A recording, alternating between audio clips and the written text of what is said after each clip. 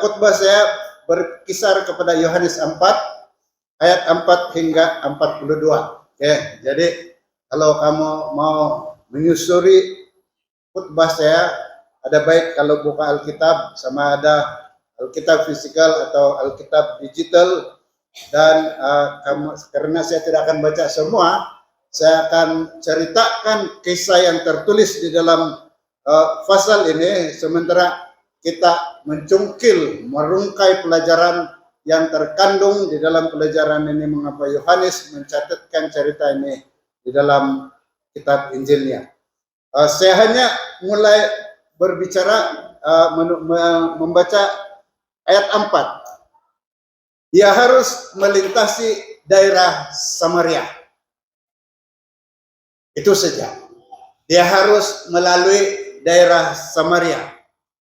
Nah, saudara, pagi ini saya ingin membawa satu cabaran merobohkan benteng pemisah.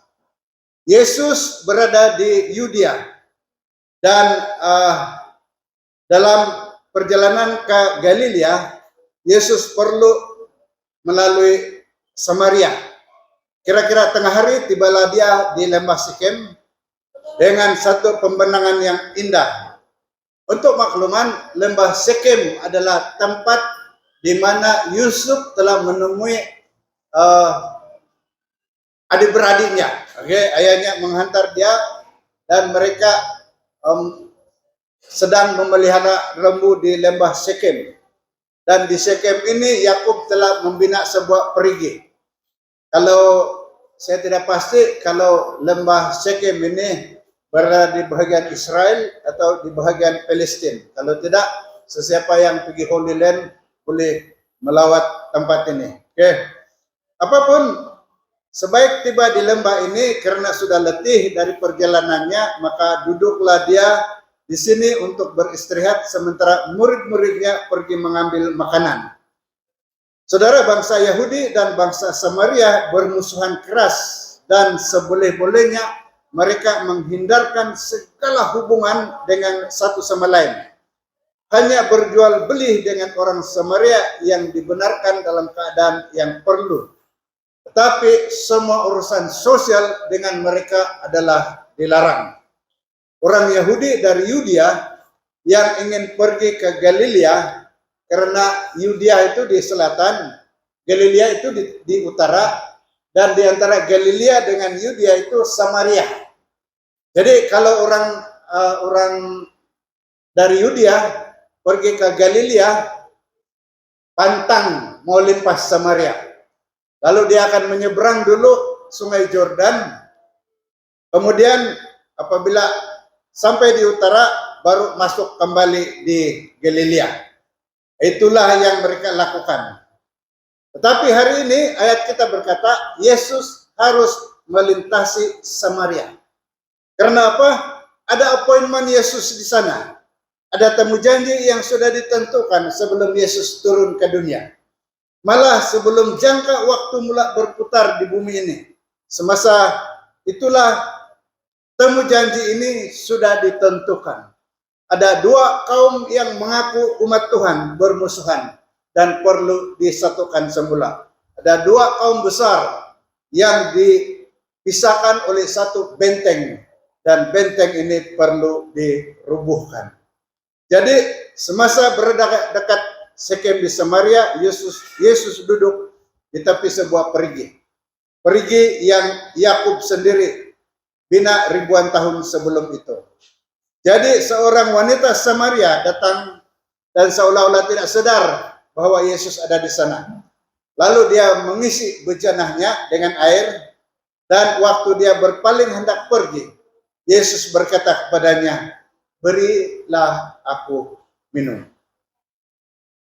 Nah, di Timur Tengah, di seluruh Timur Tengah, termasuk di gunung padang pasir Sahara, di Mesopotamia, di seluruh kawasan itu terdapat hanya 3% air saja. Jadi air adalah komoditi yang paling diperlukan. Jadi orang Timur, orang di sana menyebut air ini sebagai pemberian Allah. dan menawarkan air minum kepada seorang pengembara yang haus dianggap sebagai satu kewajiban yang sangat suci, sehingga orang Arab di padang gurun akan menyimpang jalan hanya untuk memberi orang lain minum. Namun kebencian dan sikap bermusuhan di antara orang Yahudi dan orang Samaria menghalang wanita itu daripada menawarkan sesuatu kebaikan kepada Yesus. Tetapi juru selamat sedang berusaha untuk membuka hati wanita itu, dan dengan kecerdikan yang lahir dari kasih ilahi, dia meminta pertolongan, bukan menawarkan pertolongan. Saudara, tawaran kebajikan boleh ditolak, tetapi kepercayaan akan mengilhamkan kepercayaan. Trust inspire trust. Yesus meletakkan dirinya di bawah kewajiban wanita Samaria ini. Raja surga datang kepada jiwa yang terbuang memohon jasanya. Dia yang menjadikan laut, yang menguasai lautan yang luas, yang membuka semua mata air dan saluran di bumi ini, berehat keletihan di telaga Yakub dan bergantung kepada kemurahan seorang yang asing. Nah, Yesus boleh saja mengambil air itu dengan sendirinya, dengan segala kuasa yang ada padanya. Yesus tidak perlu bantuan dari mana-mana pihak untuk mendapat seteguk air. Tapi karena misionnya ialah menyatukan manusia kepadanya, maka Yesus mengatakan, beri aku minum. Di dalam kehairanannya, dia lupa mengabulkan permintaannya itu, tetapi berusaha mempelajari sebab-sebab mengapa Yesus meminta dari dia. Katanya, masakan engkau, sahutnya, seorang Yahudi minta minum kepadaku, seorang Samaria. Lalu Yesus menjawab, jika engkau tahu tentang karunia Allah dan siapakah dia yang berkata kepadamu, berilah aku minum, pastinya engkau telah meminta kepadanya dan dia telah memberikan kepadamu air hidup. Engkau heran mengapa aku, kata Yesus, meminta daripadamu pertolongan yang begitu kecil, yaitu seteguk air dari sumur yang berada di kaki kita.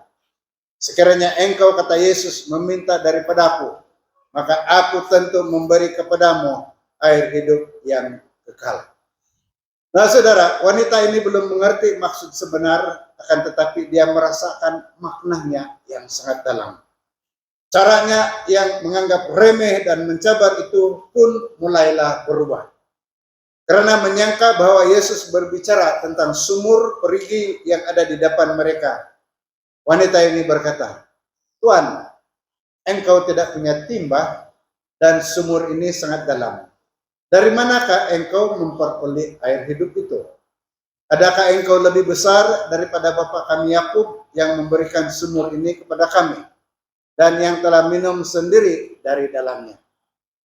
Saudara, dia melihat di depannya hanya seorang pengembara yang kehausan, letih dari perjalanan penuh debu. Lalu dalam pikirannya dibandingkannya dia dengan nenek moyang mereka Yakub.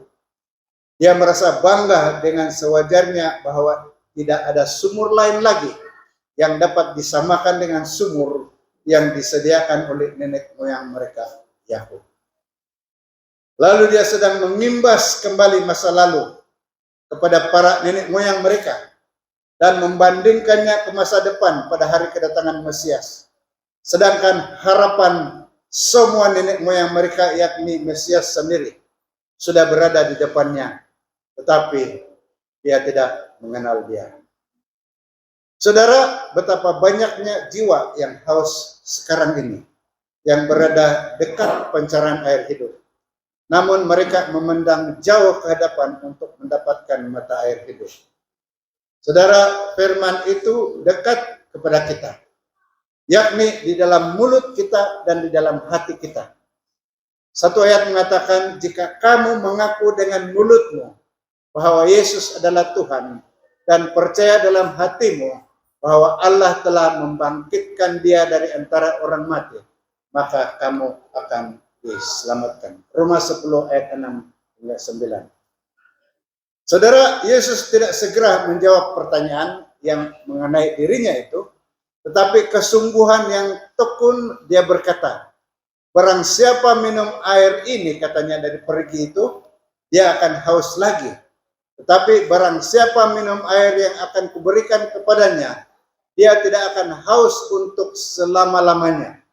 Sebaliknya, air yang akan kuberikan kepadanya akan menjadi mata air di dalam hatinya yang terus-menerus memancar sampai kepada hidup yang kekal. Saudara dan saudari, orang yang berusaha memuaskan dahaganya pada mata air dunia ini akan minum untuk kemudian haus lagi. Dimanapun manusia tidak merasa puas, mereka itu sentiasa menginginkan sesuatu untuk memenuhi keperluan jiwa mereka. Hanya seorang yang dapat memenuhi keperluan itu dan keperluan dunia ini, yaitu kerinduan segala bangsa, adalah Yesus Kristus. Rahmat ilahi yang dapat dikurniakan hanya oleh Dia sendiri adalah seperti air hidup yang menyucikan, menyegarkan, serta menguatkan jiwa. Ketika Yesus berbicara tentang air hidup itu, wanita itu memandang kepadanya dengan perhatian yang penuh kagum. Dia telah menarik perhatian wanita itu kepadanya, serta menyadarkan suatu kerinduan untuk memperoleh karunia yang dimaksudkannya itu. Wanita itu kini mengerti bahwa bukannya air sumur Yakub itu yang dimaksudkan Yesus, sebab air sumur ini selalu dipakainya, diminumnya, dan dia selalu haus kembali. Lalu dia berkata, Tuhan, katanya, berikanlah aku air itu, supaya aku tidak haus dan tidak usah datang lagi ke sini untuk menimba air. Nah saudara, sekarang Yesus secara tiba-tiba mengalihkan perbualan mereka. Karena sebelum jiwa berdosa ini dapat menerima kurnia anugerah yang ingin dia berikan, jiwanya mesti terlebih dahulu menyadari dan mengetahui dan mengakui dosanya dan mengenali juru selamatnya sebelum anugerah diberikan. Lalu Yesus berkata kepadanya, pergilah, panggil suamimu dan datanglah ke sini. Wanita itu berkata, saya tidak mempunyai suami. Kemudian dia gemetar. Suatu tangan ajaib sedang membuka lembaran riwayat hidupnya, serta memaparkan apa yang telah diharapkannya akan disembunyikannya selama-lamanya. Lalu dia memikirkan siapa kegerangan dia yang dapat membaca segala rahasia hidupnya ini. Teringatlah dia akan perkara-perkara yang kekal tentang hari penghakiman yang akan datang. Apabila segala perkara yang tersembunyi sekarang ini akan dinyatakan kelak. Saudara, kita juga pada suatu hari nanti, segala yang tersembunyi di dalam diri kita akan dipaparkan. Dan tidak ada lain yang memaparkannya adalah Dia yang mengetahui yang tersembunyi, yaitu Yesus Kristus. Saudara dan saudari, mengingatkan hal itu, maka tergugatlah angan-angan hatinya. Suatu pun tidak dapat disangkalnya lagi. Tetapi dia berusaha mengelakkan semua sebutan tentang sesuatu pokok pembicaraan yang tidak terlalu disukainya. Dengan rasa hormat yang sungguh berkatalah dia, Tuhan, nyatalah sekarang padaku bahwa engkau seorang nabi. Lalu dengan berharap hendak mendiamkan keyakinan itu, beralihlah dia kepada pokok-pokok pertentangan agama. Jika dia seorang nabi, sudah tentu dia dapat memberikan kepadanya petunjuk tentang persoalan yang sudah sekian lama menjadi bahan perbahasan, terutama antara orang Yahudi dengan orang Samaria. Lalu dengan sabarnya Yesus membiarkan dia berbicara sementara dinantikannya kesempatan untuk menjelaskan kebenaran itu di dalam hatinya. Yesus berkata, tepat katamu bahwa engkau tidak mempunyai suami, sebab engkau sudah mempunyai 5 suami dan yang ada sekarang padamu bukanlah suamimu. Dalam hal ini engkau berkata benar. Saudara dan saudari yang saya kasihi di dalam Tuhan, baik yang di dalam gereja juga yang menonton di YouTube. Ketika bait suci di Yerusalem dibangun kembali pada zaman Ezra, bangsa Samaria itu ingin bergabung dengan mereka untuk membangun semula kota Yerusalem. Kesempatan mulia ini tidak diberikan kepada orang Samaria, dan timbullah permusuhan pahit antara dua bangsa ini, Yahudi dan Samaria. Kemudian bangsa Samaria membangunkan bait suci saingan di Gunung Gerizim berhampiran dengan tempat mereka. Dan disinilah mereka berbakti sesuai dengan tradisi keagamaan Nabi Musa. Sungguh pun mereka tidak meninggalkan penyembahan berhala secara sepenuhnya. Namun malapetaka menimpa mereka dengan bait suci itu dibinasakan oleh musuh mereka. Sepertinya mereka ini telah dikutuk. Namun demikian, orang Samaria masih berpaut pada tradisi dan upacara perbaktian mereka. Dan mereka tidak mau mengakui bait suci di Yerusalem itu sebagai rumah Allah, ataupun mengakui bahwa agama bangsa Yahudi itu lebih mulia, lebih unggul daripada agama orang Samaria. Jadi untuk menjawab pertanyaan wanita ini, Yesus berkata, percayalah kepadaku, hai perempuan. Saatnya akan tiba bahwa kamu akan menyembah Bapa bukan di gunung ini dan juga bukan di Yerusalem. Ini satu kepastian yang Yesus berikan kepada wanita ini. Katanya lagi, kamu menyembah sekarang apa yang tidak kamu kenal, manakala kami menyembah apa yang kami kenal. Sebab keselamatan datang dari bangsa Yahudi.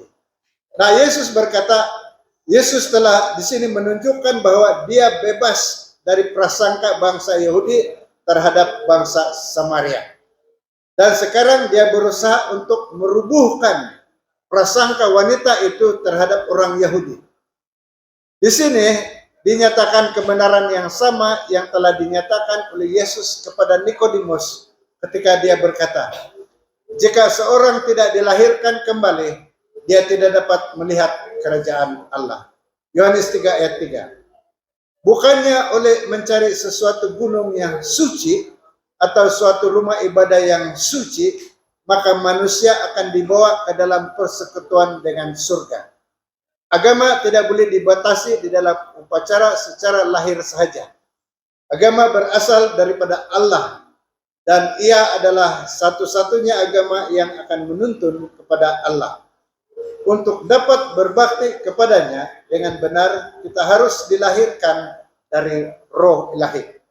Nah, ini akan menyucikan hati serta memperbaharui pikiran, memberikan kita suatu kesanggupan yang baru untuk mengenal serta mengasihi Allah.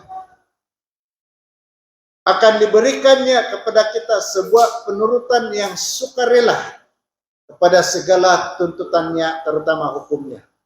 Inilah perbaktian yang benar. Itulah hasil kerja Roh Kudus. Oleh Roh, setiap doa yang sungguh-sungguh disusun, dan doa semacam itu berkenan kepada Allah. Saudara, di mana saja suatu jiwa mencari Allah, nyatalah di sana pekerja Roh itu, dan Allah akan menyatakan dirinya pada jiwa itu. Para penyembah yang demikianlah yang dicari Allah. Dia menanti hendak menerima mereka dan untuk menjadikan mereka anak-anaknya. Saudara, sementara berbicara dengan Yesus, wanita itu merasa terharu oleh perkataannya. Belum pernah dia mendengar hujah seperti itu dari para imam sebangsanya ataupun dari orang Yahudi itu sendiri. Setelah hidupnya yang lampau dipaparkan di hadapannya, dia sangat merasai keperluannya yang besar. Dia sadar tentang kehausan jiwanya yang tidak dapat dipuaskan oleh air sumur di Sikar itu.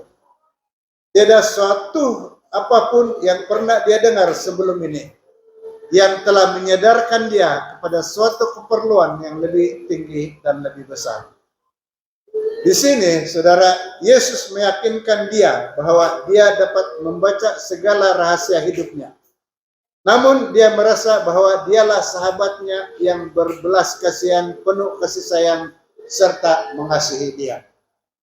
Meskipun kesucian hadiratnya mencelah dosanya, namun dia tidak mengeluarkan ucapan tuduhan, melainkan telah memberitahukan kepadanya tentang rahmatnya yang dapat memperbaharui jiwa. Mulailah dia mendapat sesuatu keyakinan tentang tabiatnya. Timbullah pertanyaan dalam pikirannya, katanya kepada Yesus, "Aku tahu bahwa Mesias akan datang yang disebut juga Kristus. Dan apabila dia datang, dia akan memberitakan segala sesuatu padanya." Lalu Yesus berkata kepadanya, "Akulah dia yang sedang berkata-kata dengan engkau." Ketika wanita itu mendengar ucapan ini, timbullah kepercayaan dalam hatinya. Diterimanya pengumuman ajaib dari bibir guru ilahi ini. Ketika murid-murid kembali, mereka terkejut melihat guru mereka berbicara dengan wanita asing itu. Dia belum meminum air menyegarkan yang diingininya itu, dan dia tidak berhenti untuk memakan makanan yang telah dibawa oleh murid-muridnya. Setelah itu, wanita itu pergi, wanita itu sendiri telah lupa membawa bejananya yang sepatutnya dia bawa, dan dia juga tidak memberi Yesus minum. Secara diam-diam, mereka asik berpikir, murid-murid ini seperti dalam renungan yang takut. Wajahnya berseri-seri, seolah-olah Yesus sudah kenyang dan Yesus sudah minum. Dan mereka takut karena dalam senyuman itu, Yesus sedang berhubungan dengan surga.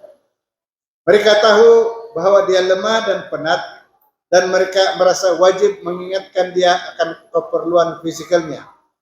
Namun Yesus juga tahu akan perhatian mereka yang didorong oleh kasih, lalu dia berkata, "Padaku ada makanan yang tidak kamu kenal." Murid-murid itu heran siapa gerangan yang telah membawa dia makanan. Tetapi dijelaskannya, "Makananku ialah melakukan kehendak dia yang mengutus aku dan menyelesaikan pekerjaannya." Yohanes 4 ayat 34. Saudara, ketika perkataannya kepada wanita itulah membangkit kesadaran hatinya, Yesus bersukacita. Dia melihat, dia meminum air hidup, lalu perasaan lapar dan hausnya sendiri pun dipuaskan.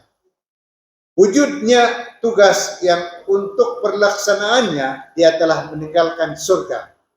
Ini telah menguatkan juru selamat untuk pekerjaannya di bumi. Sebelum turun ke dunia, pertemuan dengan wanita Samaria itu sudah ditentukan oleh ilahi bagi menyatukan dua umat yang bermusuhan, yang akan membawa kabar Injil ke seluruh dunia.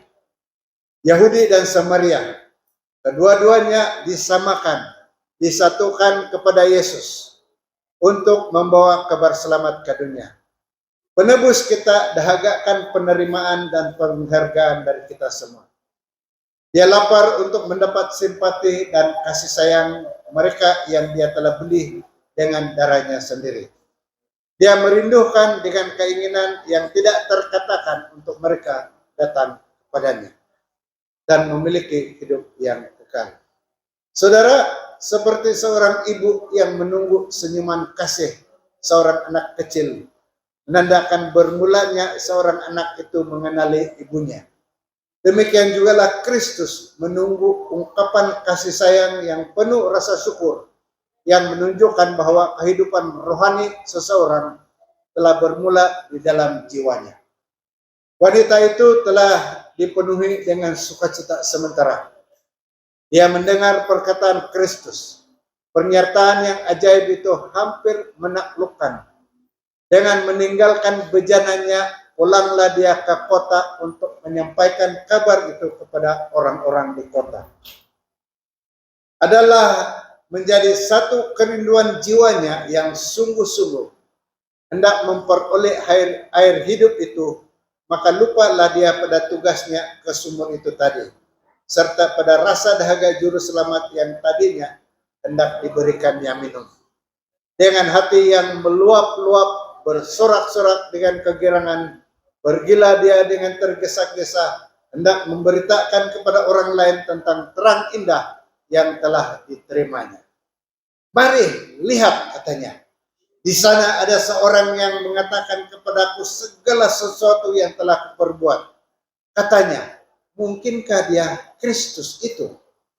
Ucapannya itu menjamah hati setiap orang yang mendengar. Walaupun perbedaan di dalam masyarakat membezakan dia dengan orang lain, namun mereka semua tersentuh dan mereka semua ingin melihat siapa yang dimaksudkannya. Maka keluarlah mereka itu dari dalam negeri itu pergi mendapatkan Yesus. Selagi itu Yesus duduk di pinggir sumur itu, dia memandang ladang gandum terhampar di hadapannya, dengan daunnya yang hijau dan lembut disinari cahaya matahari keemasan. Dia mengalihkan perhatian murid-murid dia kepada pemandangan itu dan menggunakannya sebagai satu perumpamaan.